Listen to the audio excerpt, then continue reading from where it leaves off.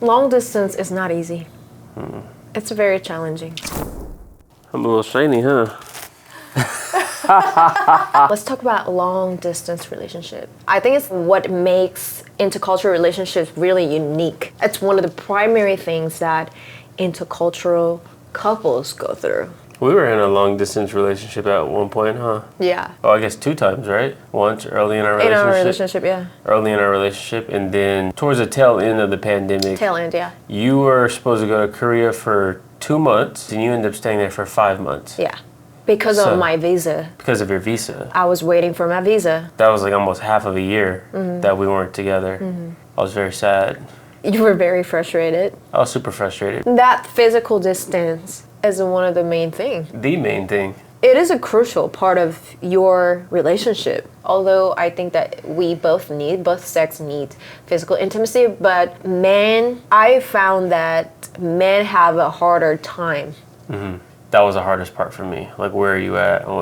I want to touch you. I want to feel your No, physical like presence. but Yeah. you're really meaning that the physical affection, Yeah. like the feminine energy. The man's primal instinct is to protect you. So if you're not there, I kind of like lose that ability. Lose a right? purpose, you feel I like? lose a purpose. Yeah. Where's my woman that I'm supposed to protect and provide for? How do we stay connected without having the physical intimacy? Well, I'll say the first thing is like structure. Having like a schedule. When are we going to FaceTime?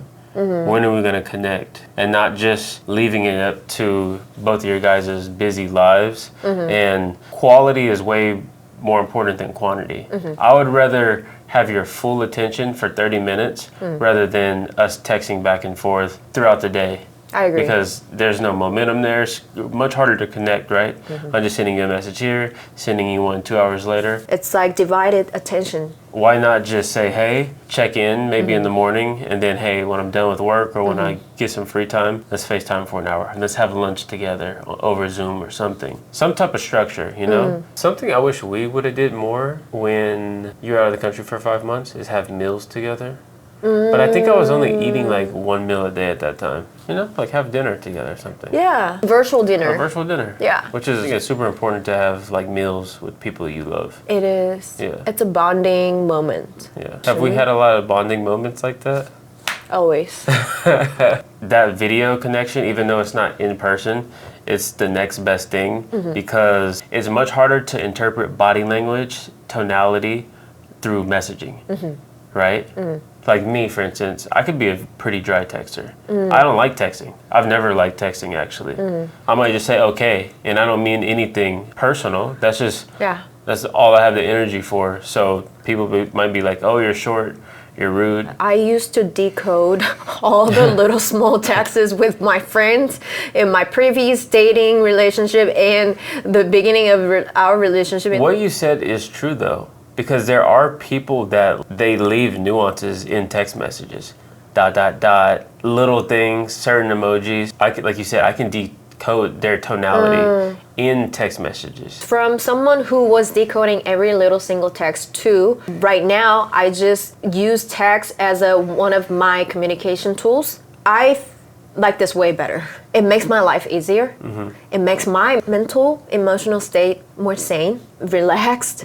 I used to over-interpret it and over-analyzing all the text that I interact with, not just you, with just people in general in my life. That's just really draining. Like, it drains my energy. I don't need to do that.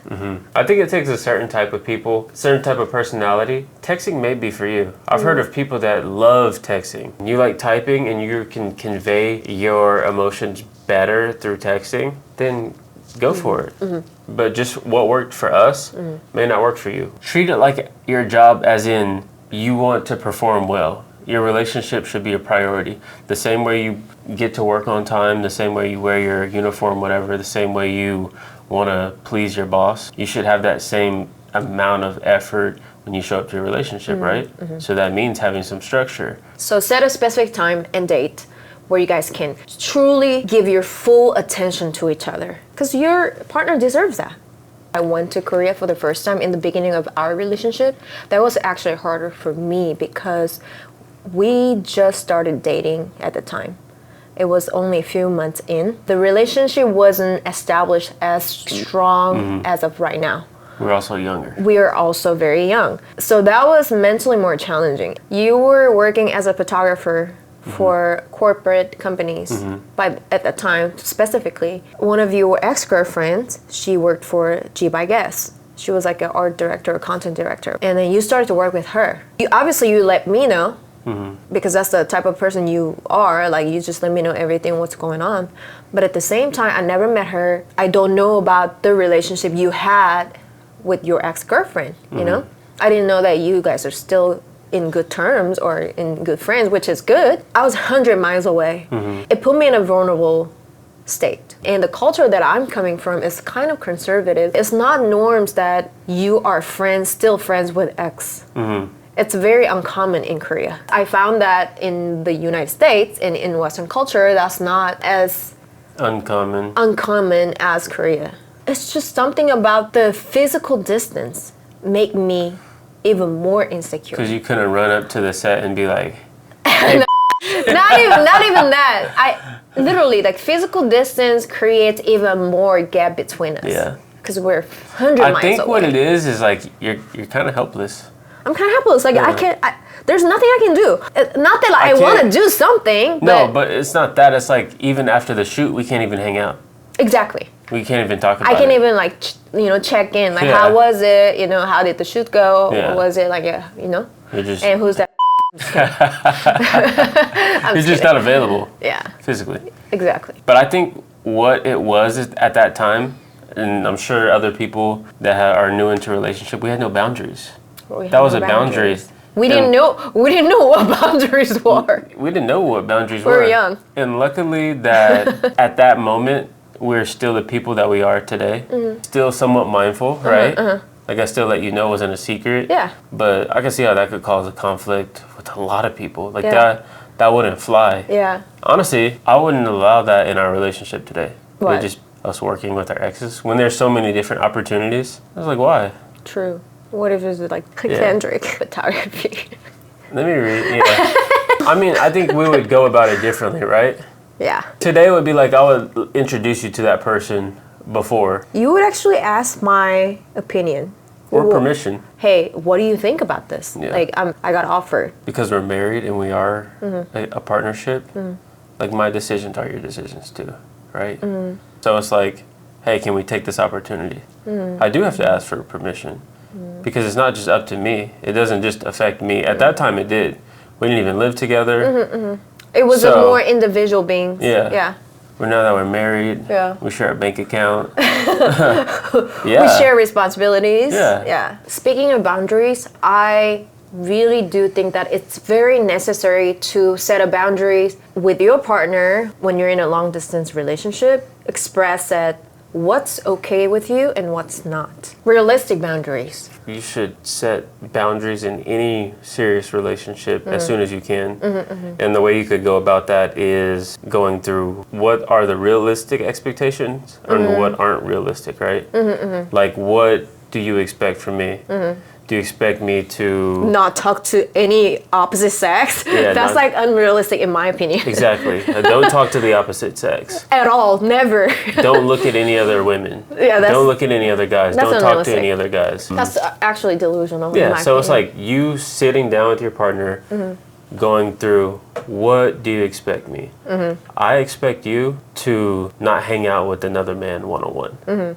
If it was a work scenario, I would expect you to introduce me to that person and tell me why you need to meet with them or someone. That's just an example. And you would do that for every scenario, you know?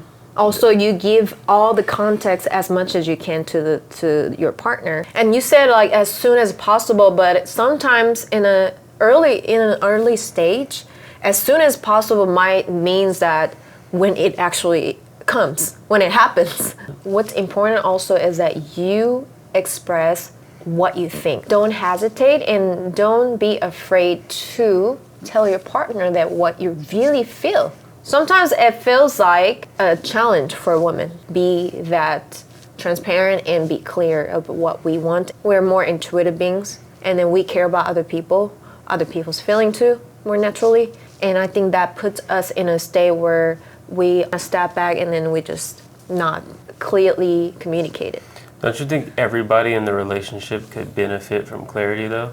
I do think so. Yeah. Yeah. So I guess it's a skill that you build, and I became a long way. Like in my opinion, this is kind of off topic, but people would be in much happier relationships if some of the women would take the initiative of allowing the man to know, hey, I'm interested in you. It's off topic, but it's like saying You're saying that that is a form of clarity. the boldness, That boldness and just being clear and being clear and direct of what you want.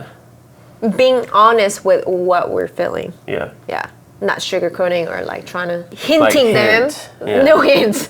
Yeah. This is what I've learned from our relationship. Women, don't give them hints. They're not gonna get it until we clearly communicate what we actually mean.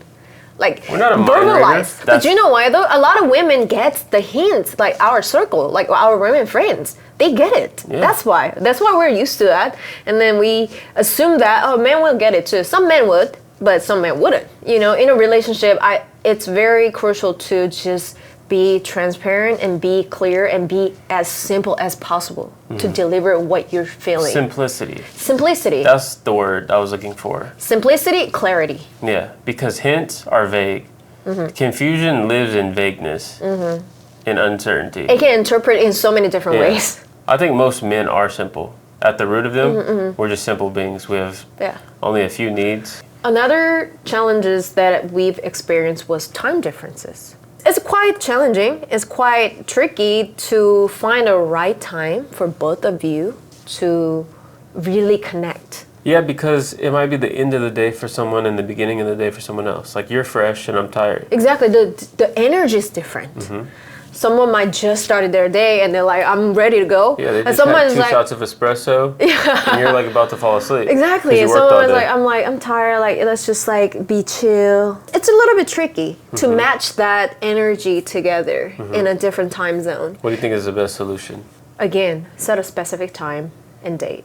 Yeah, it's all in the details. If you prepare for it, you get the best result. If the best time is someone's morning and another one is someone's evening or even nighttime, it's okay because that's the only way, you know, in long distance. It's better than not connecting at all. It's better than not connecting at all. It might even create more variety of what you guys gonna talk about. Like, hey, this is what happened in my day, and hey, this is what I'm gonna do today, you know? So it might actually create more entertainment, I guess. That's a good way to look at it. That's a good way to look at it. The dynamic of the conversation, because if we both talk at the night, well, what'd you do today? Oh, this is what I did today. And then we fell asleep. Yeah. We both talk in the morning. We Oh, fall what are you asleep. gonna do today? Oh, I'm gonna go to work. Oh, me too. Another thing is include your partner as much as you can into your life. They would appreciate that. The one thing you do really well is update your day or like update what you're doing and what you're going to do. And I really appreciate it. I don't think I always did that in the past. I was wanting to become a better communicator in general. That really reduces a lot of emotional fog.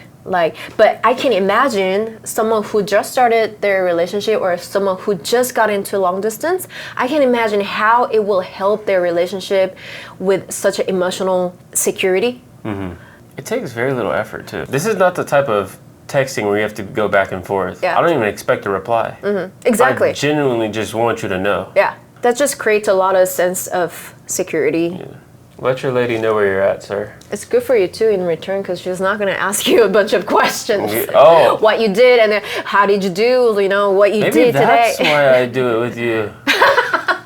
So another thing is, if you're in a long distance relationship, intercultural, you guys are living apart, there's going to be a moment in time where you need to reconnect in person. Visiting each other. You got to visit each other.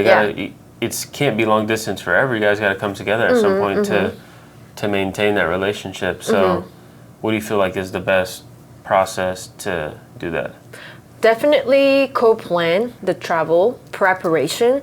I think one of the things that financial expenses can be challenging to many couples, especially younger intercultural couples. And when you work full time, it's not just financial. It's also your time. It's like you have to take weeks off or take a vacation. There are a lot of logistics challenges comes with it. And it's not always easy to figure out. This comes back to, where does that relationship live on your life priority chart? You know, it's got to be up there if you want it to last. It's got to be up there. Definitely. With your family, your job, your career. It's got to be up there, and you got to treat it like it's a self-initiated responsibility, though, because no one's going to do it for you. Your boss is not going to call you, or your partner's not going to demand you, hey, do this, do this, do this. And it should never be like that anyways. It does take a lot of self-initiation. A certain level of seriousness. Yeah, it has to be a Yeah. when you enter a serious relationship, whether it's long distance or any relationship, Yeah. if it's not a priority, it's not going to last. True. Plan, treat it like anything else. Proactive on visiting each other though, like make a roadmap or timeline. Whether it's a holiday or you guys have time, Yeah. if you're a student Yeah. during your break. Yeah, and then see like how you can take a vacation off a few years later. Like, hey, 2 years later from now, we should be living together. Let's plan on that. Where can we actually live together? And let's figure it out. Like starting right now, let's research. It's not like that roadmap, you have to live by it and check off every single step of the way. I think what is really for is to get you to start thinking about when you are making decisions in your life. Should I sign a 3-year lease from here? Probably not if I want to live with my partner. Yeah. And maybe I should go for a 6 month. It just start getting you thinking a little bit more long term and relationship oriented, that you can like plan this out and have a less painful transition. Both of you guys talk about a future plan. Plan in advance, make a roadmap, include both people, and be proactive about this, because it's a big task. So as long as you keep it on your mind and make a little bit of effort towards it every month or every week or whatever works for you, just stay consistent on it, because it's momentum. And as your relationship builds, you guys got to be building towards something, hopefully living together, getting married, starting a family or something, because that's why we get into relationships. Long distance is not easy. It's very challenging. But when you do it with the right person, it's worth it. If you can build that foundation while you're apart, by the time you guys actually come together permanently, your relationship's going to be that much stronger. You already established trust when you're physically apart. And it's going to have that extra layer of you guys going through the trials and tribulations and the challenges from not even being with each other in each other's presence. It's also going to make you be way more grateful for the time that you guys are together, because you're going to be able to think about, hey, remember what it was like when we had to have this conversation over Zoom and not even be able to see or feel each other. So thank you guys for being here. If you like this video, please subscribe to the channel. And if you are in a long distance relationship, let us know your experience of your long distance relationship in the comments. See you in the next one.